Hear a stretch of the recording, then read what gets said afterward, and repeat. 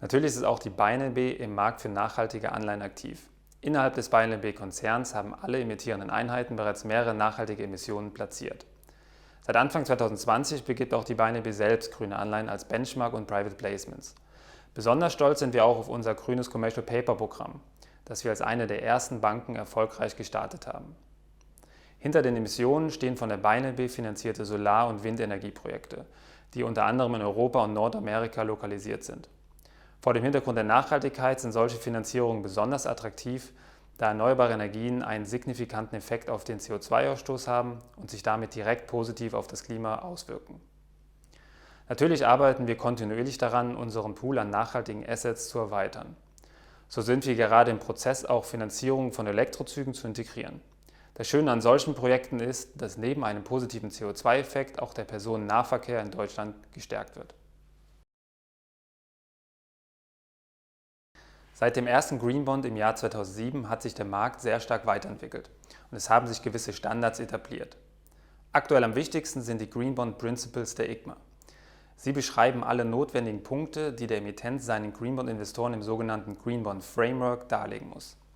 Neben der Mittelverwendung, beispielsweise zur Finanzierung von erneuerbaren Energien, muss auch der Auswahlprozess der Projekte sowie das Management der Erlöse beschrieben werden. Darüber hinaus muss der Emittent erläutern, wie er die Investoren über die Allokation der Erlöse und den positiven Impact des Portfolios informiert.